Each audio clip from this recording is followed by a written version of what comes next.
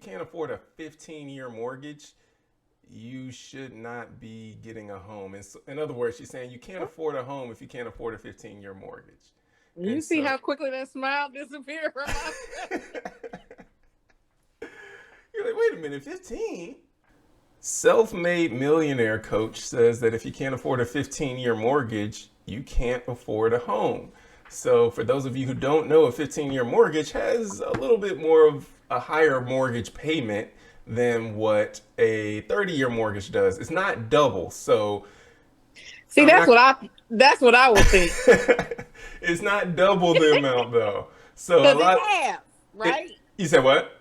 Because it's half And of, you know. yeah, and a lot of people would think that it would be double because you're like, oh, a 30-year mortgage, 15 should be twice as much as 30.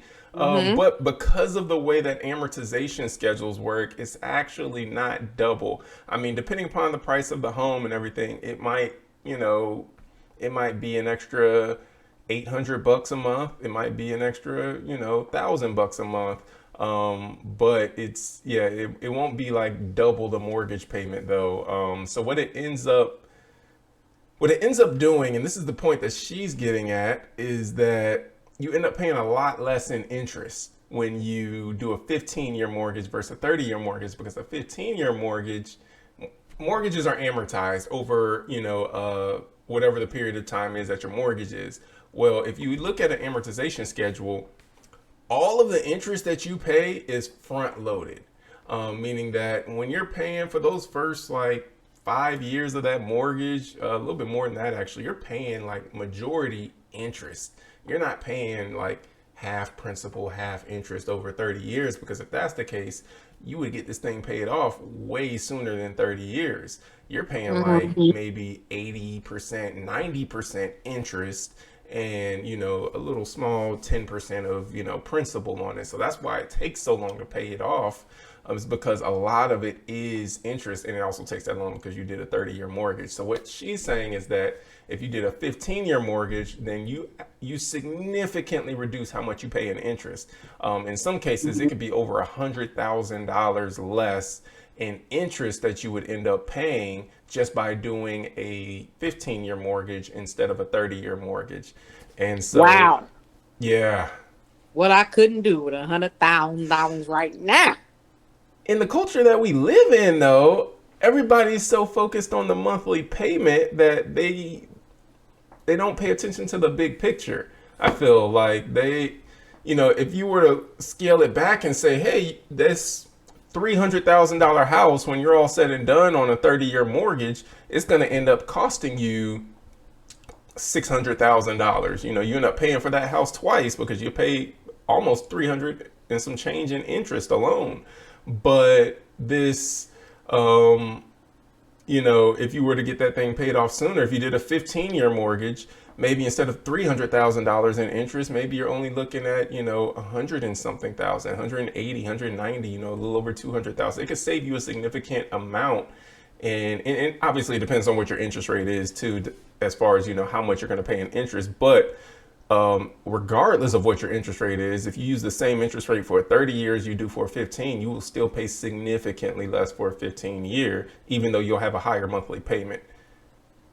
I think most people just don't, they don't focus on, or they don't want a higher mortgage because, number one, they want to be able to live. I want to be able to take the kids to Disneyland. I want to be able to eat out. Mm-hmm. I want to be able to halfway afford those incidentals, such as, oh, now my property taxes have gone up by $250 this year, which is an additional whatever per month. Or, I know in the article she said about $8,800 a year for repairs and other expenses, depending on, how much your house is worth. Is you have to budget for that as well. And then on top of all that, you still have to save for, you need your emergency fund. Mm-hmm. And so not like for me, I wanted a house note and I wanted a car note that no matter what happened that month, I knew for sure I was going to be able to pay it. Mm-hmm.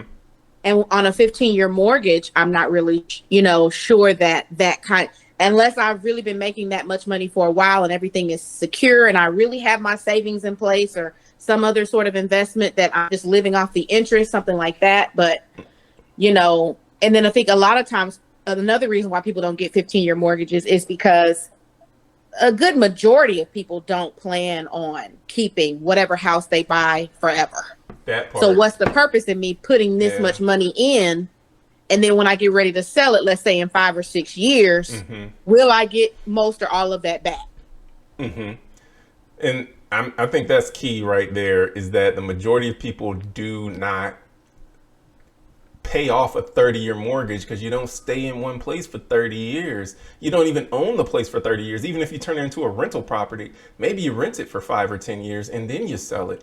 I mean, most people don't own homes for 30 years. So the whole thing, most people don't own homes for 15 years even. I think it was like, it's been increasing since the pandemic. And a lot of people can work from home now. So it's not like you're moving around as much for your job. But still, a lot of people, I think it's around like 7 to 10 years that a lot of people are, staying in one location before they are up and moving to the next location. So yeah, they're throwing up the deuces. So I mean, with that being the case, it's like I get where she's coming from with, if you can afford a 15-year mortgage, then you're better off financially. You're not paying as much in interest, which is true. You're not paying as much in interest to the bank. You do have a higher payment, assuming you can afford a decent house with a higher payment, because if you can barely afford something decent with a 30-year mortgage, you might not be able to afford anything in your area if you had to go to a 15-year mortgage. And so at that point, are you saying it's better for you to not even get a house? In which is her point, if you can't afford a 15-year mortgage, you really can't afford a home. I like when rich people try to tell middle class people. Who is she? She gonna say, who? I mean, you know what I'm saying? I would give me a 30-year mortgage anyway. I would live my best life. If I want to pay it off in 15 years, I'll pay it off in 15 years. Exactly. They'll be so much more proud of me if I get a 30-year mortgage and still pay it off in 15. I just had the freedom. Exactly. If you don't want to make that extra payment, I don't have to. Yes. Because you can make principal only payments. Mm-hmm. If you pay your rent, and that's how you do it. You don't just throw a whole bunch of cash at it. Like, you gotta, they're gonna be like, oh, thank you. Yeah. No, you gotta here, specify. 200 there. Put a little 50 on it, right? This extra payment is towards the principal now, y'all. Like, you have to specify that, because I think the bank, without you really specifying that this is a principal only pay, and I would really rather do it that way. Mm-hmm. I would rather have my 30-year mortgage, have my lower payment, make my regular payment, and then sometime in the middle of that month, put an extra, $1K or however much extra that I have, and specify, let this go towards the principal. Yes. And that way, you have the flexibility with the ebbs and flows of life. Different stuff go on, and you want to be, because then that frees you up. If I don't have the extra 1K over the next 3 months, because I had to take care of some medical expense or some car expense, I'm not obligated to that, Yes. No, I agree completely. I 100% agree. Like, get the 30-year. You can always pay it off in the 15. You can always, like you said, throw that extra. And if you're doing that, then you're still going to save on the interest. Yes. You're still going to save significantly on the interest by paying your 30-year mortgage off in 20 years or paying it off in 15 years. But if you do hit those bumps in the road, those bumps of life that happen to everybody, then you know what? You're not obligated to this 15-year payment. You still have a 30-year payment that you can fall back on for those months that you can't put extra toward the principal. And so, no, I completely agree with that. I'm just, rich folks telling middle class folks, you can't afford a home. It's like, thank you, millionaire. Ooh. I will ask you for your advice when it's needed, but I don't need it right now. And this is no knock on her.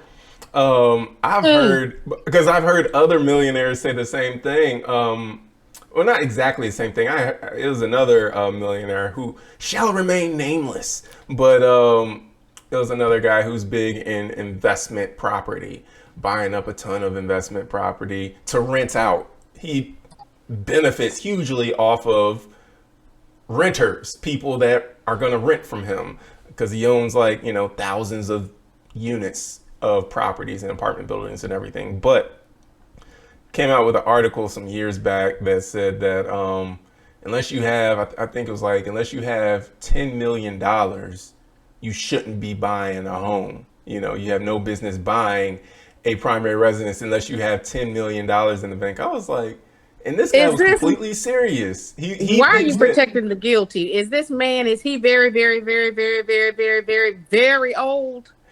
he's in his 60s. Okay, well, it's not Warren Buffett. I was trying to figure out Oh, who you no, were no, talking no, about. no. No, not Warren Buffett. No, he's in Okay. his 60s, and I mean he's a billionaire. He's got $1 billion worth of assets, Uh-huh. um, or like 5 billion worth of assets, something like that. But Uh-huh. in any case, I mean he's got this whole deal where he's like, unless you have like $10 million in the bank, you don't even need to be buying He's very much against owning your primary residence because he thinks it's a complete waste of money.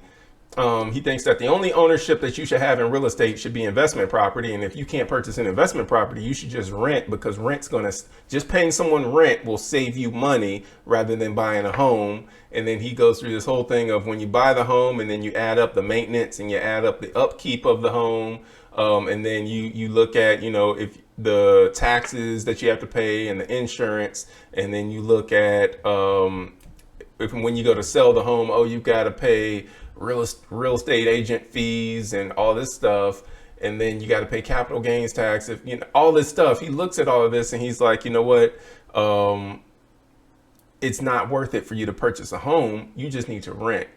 And so, Of course he would have said that. I would like to hear the point of view of someone and how much they feel like we need, who does not benefit off of the fact that there are renters. Like exactly, you and I were just saying earlier, well, somebody's got to rent. somebody's got to pay the rent. Yeah, it's like, you know what, Just like everybody can't be business owners, we need employees. Everybody can't have that entrepreneurial mindset. It's Mhm. best if you do, but everybody's not going to see the value in that. And that's okay, because I need somebody to work that job so that I can continue To own that building business, and growing. yeah. But on the flip side, if you're a business owner and the message that you're putting out there is no one needs to be starting a business, you need to spend your time working for business owners, but don't go start your own business. It Mm-hmm. seems very disingenuous to me. It seems Mm-hmm. very self-serving, I guess is Mm-hmm. a better word, because it's like you're a business owner, but you're Mm-hmm. telling other people, no, unless you have what I have, Mm-hmm. you don't need to go and start a business. And what you have is so far above what most people will ever have for you to Mm-hmm. make that statement. It's like, no, you're vastly misguided in, your belief system. And you reserve the right to be wrong. We all do. But it's like, you know what, unless you have what I have, unless you've got 8 figures in the bank, you have no business buying a home. It's like, no, let's start putting this into perspective, because you have people that literally home ownership has been the very thing that has allowed them to build wealth and obtain Yeah. something that has been something that they could pass along to their children. Because at least for me, I'm also looking at this from the standpoint of, this isn't all about what I can accumulate in my lifetime and the lavish life that I endeavor to live. It's like, what can I also live in and enjoy, have some ownership in while I'm here, but also can pass that along to my children, perhaps mortgage free. So all they have is maintenance and upkeep. You know what? Does that not put them in a better place or a better leg up if it's like, oh, Papa left us a house and no mortgage. This house is worth about $400,000, is whatever it is. They can sell the house and be up ahead. They can rent out the house and then use the rent money to go pay for where they really want to live, because they're not going to have a mortgage payment on that house. I mean, it offers you some optionality when you actually have something And then also when you look at it again, like we were saying, from this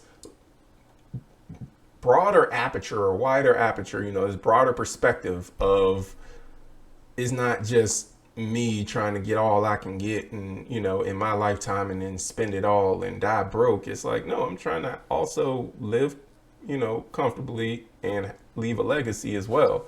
Mind you, this gentleman also owns real estate, like a primary residence to live in. And he's putting out advice, but I've got more than $10 million. It's like, yeah, I disagree with that notion, but I also disagree with the whole, if you can't afford a 15-year mortgage, you can't afford a home. If that were the case, I would be so broke because most of my clients cannot afford a 15-year mortgage. But yet I can qualify them for a 30-year mortgage, which is why the 30-year mortgage exists. Because there are people who can't afford a 15-year, but they can afford a 30-year. And your payment stays here for your principal and interest. It doesn't go up for 30 years. But guess what should happen to your income?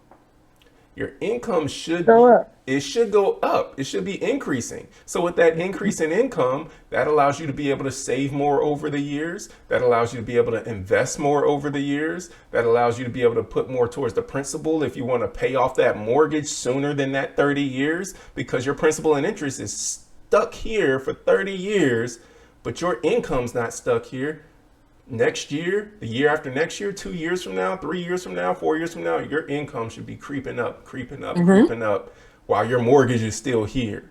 So with that being the case, I think it's just a win all around for you to become a homeowner, keep your expenses here, and then let your income just continue to grow and give you more flexibility to what you can do with that extra income, because you don't have to keep dumping it into rent. Because I guarantee you, if you're renting, your rent's gonna start here, but it's not staying here.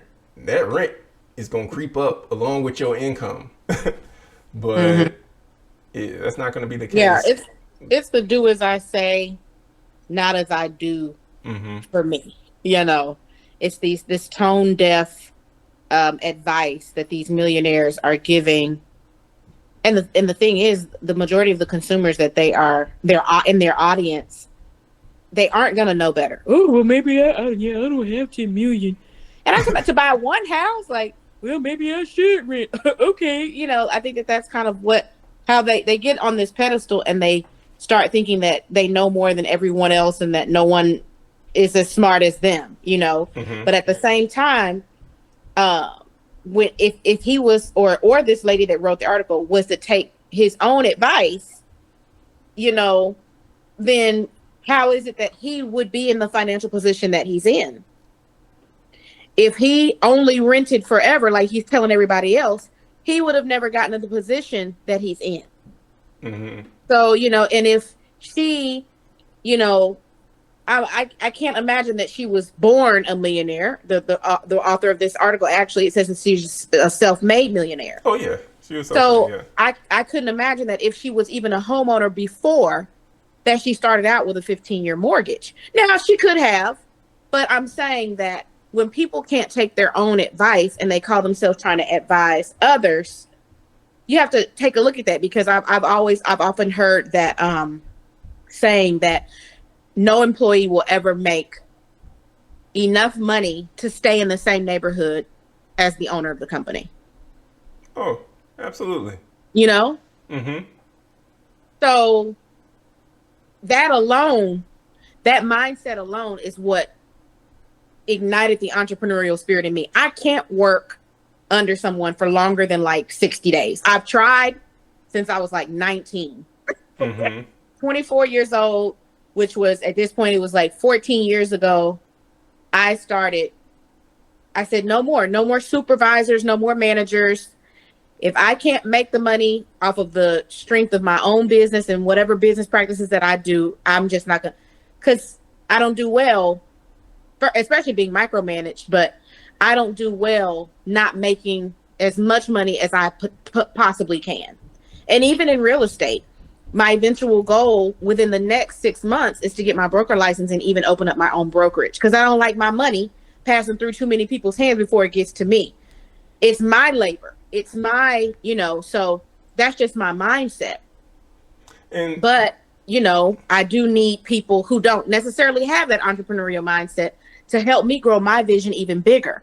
But the thing is, I wouldn't be so selfish as to tell people, you just need to stay this way forever. No, I would encourage them. I would coach them, you Mm-hmm. know, because any student should become that's the mark of a great teacher, that your student eventually surpasses even what you did.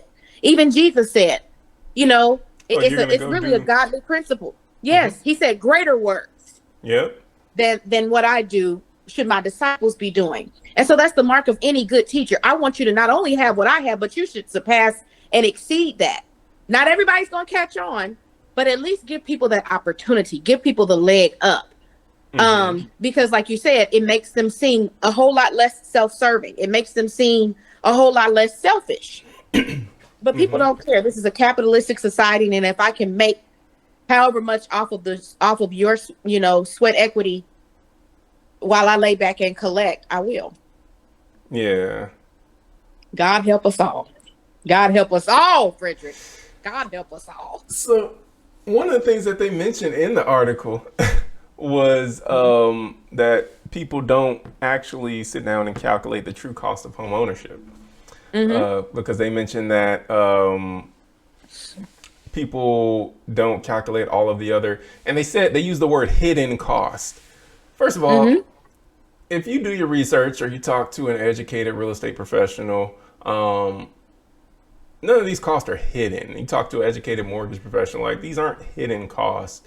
If you do a little bit of homework, like it's like, oh, I didn't realize that was going to be a cost until it's like, no, everything is something you could have found out beforehand.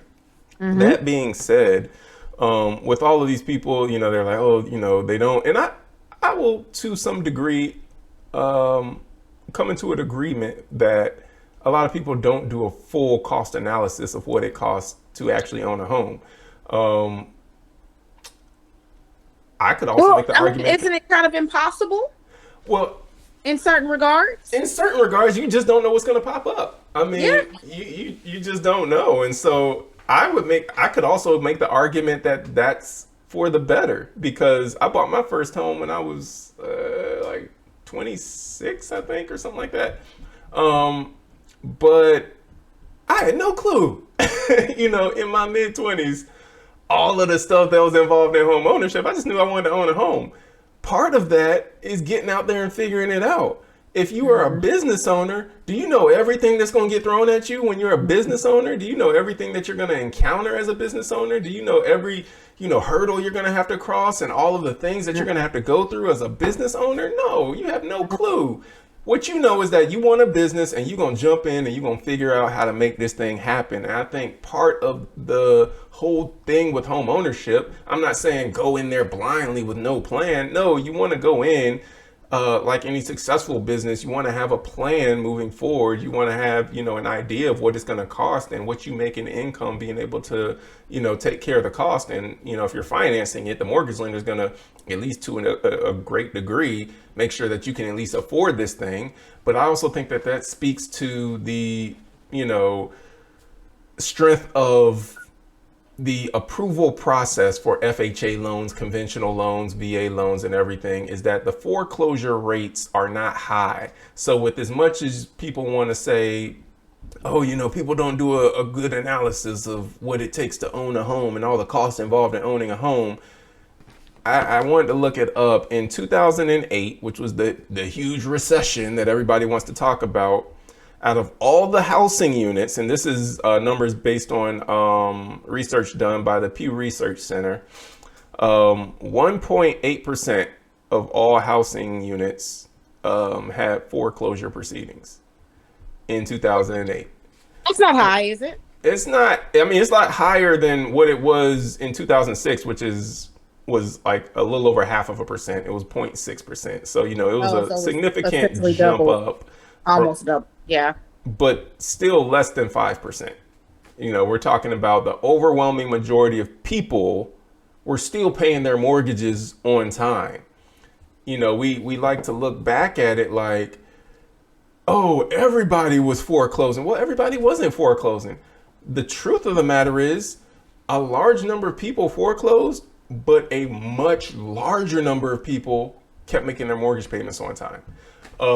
As of this year in 2025, I think the foreclosure filings are at just under 0.5%, with where we are at now. And so, I mean, when you're talking on a grand scale, if people aren't prepared and they can't afford homes and with the 30-year mortgage, the overwhelming majority of people get 30-year mortgages. The overwhelming majority of people are paying their mortgage payments on time. They're not foreclosing on their properties. They're being able to take care of that and all their bills and, do whatever else they need to do. So, I mean, I say, show me the numbers, show me the research that says that people aren't affording the mortgages, that people aren't affording. And I know there are the numbers out there that most Americans don't have X amount in savings to cover $1,000 emergency. I've seen those numbers as well, but I also see the numbers that say that over 90+% of Americans are paying mortgage payments on time every time.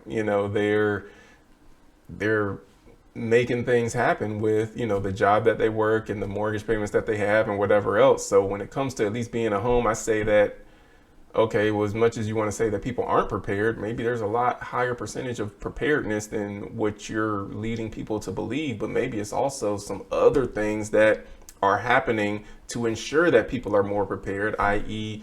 the underwriting system for FHA loans, VA loans, USDA loans, conventional loans, because people have to get approved for these loans. And this is not the wild, wild west before 2008 where you could just have, no doc loans. Oh, you said you made 80,000 a year? Okay, we'll just go off that. Like, no, now we have to verify people's income. We have to verify how much debt they have. We have to verify, all of these things. And then we make the determination on, yep, we think that you make enough money to not only pay this mortgage, but to have money left over for you to be able to, do other things that we know you're going to have to do with some of those funds. So they still do no doc loans, but you got to put 20% down. Oh, we absolutely do those no doc loans, but you're going to have more skin in the game.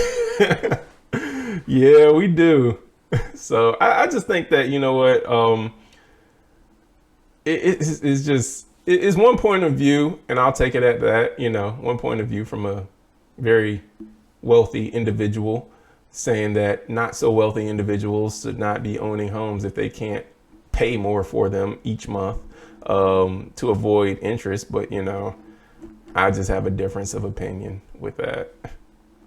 Yeah, I don't agree even with people. If you're looking solely at bank accounts and saying that most people don't have $1,000 saved up, I can understand if they were looking at credit card debt as a whole, because that would indicate that people didn't have the money the cash that they needed to maybe pay for an emergency expense. But, people fail to realize that it's a lot of people who are not going to keep 100% of everything that they own in a bank.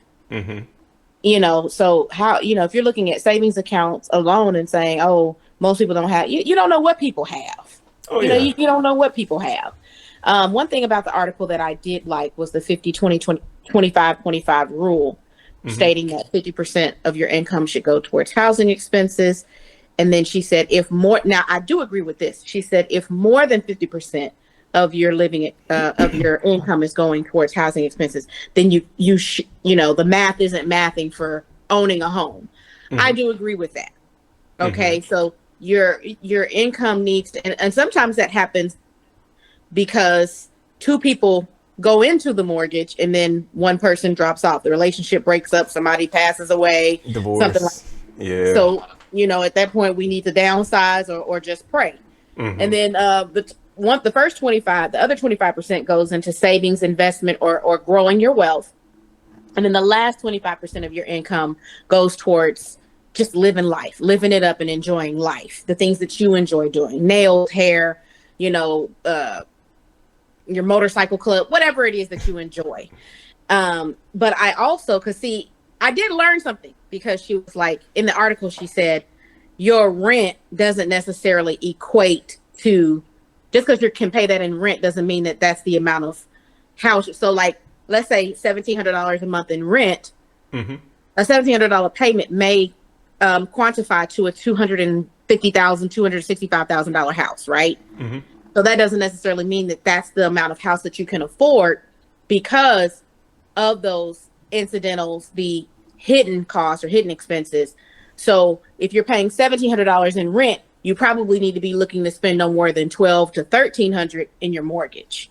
Mm-hmm. So, and I agree with that. So, everything wasn't completely tone deaf and completely bad and completely clutch my pearls offensive about the article, but you got to take stuff with a grain of salt, chew the meat, spit out the bones type of thing.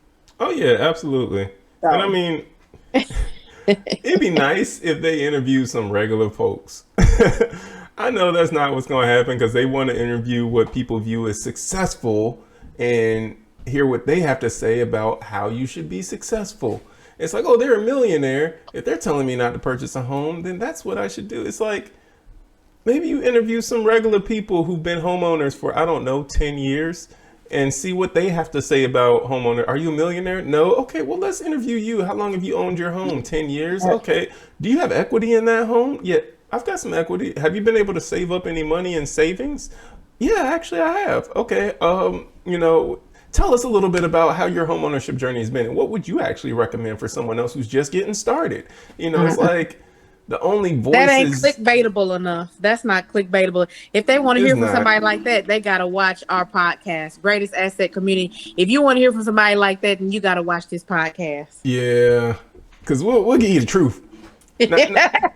Not from the 10,000 foot, I'm a millionaire and you don't own 10 million, so you shouldn't be having a house level. We'll teach you how to really get up to the penthouse suite, like you got back there in the background, back there in that little window. The Lord is kind. Yes, He is. You better ask somebody. It is always daytime. Do you hear me? Yeah, it looks so nice. I ain't seen one cloud move. No clouds in the sky. Yeah. Yes, Lord. It's always sunset perfectly in the sky. You better believe it. Yep. But I mean, I think having that connection, like you said, that's probably the reason is not people ain't gonna click on, oh, regular guy that makes 80,000 a year. Why should I listen to what he has to say? Oh, she makes millions. Okay, let's listen to her. Self-made, because the title of the article, self-made millionaire. That's how they started it out. Clickbait. It's clickbait. Self-made millionaire, and so it's like, yeah, you know what? That's what people care about. But I think that there's a lot to gain from someone who has just maybe not made that millionaire status, but they have been, in my mind, successful. They've got equity in a home, they got savings in the bank account, they got payments that are being made on time, investments, whatever it might be. Yeah, they might not have millions of dollars, but maybe they've got tens of thousands. That's something that's still a success, in my opinion. Yes. Yes, I agree. You can learn But just it's as more much than what most people have, I guess, in this economy, to even be able to save 10,000 or 20,000, put it in a high yield savings account and not have to touch it. That is success. Yeah. Be able to put any amount in a savings account that you don't have to touch, that you're not constantly dipping into.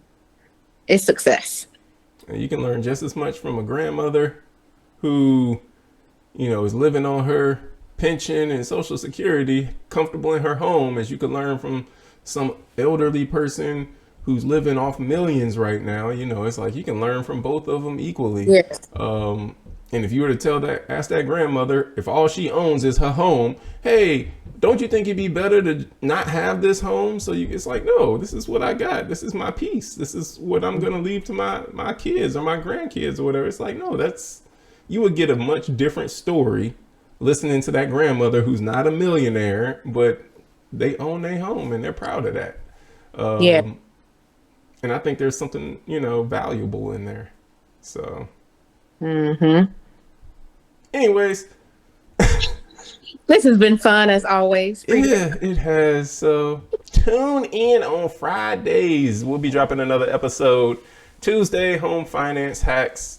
7 p.m. Eastern time, going live.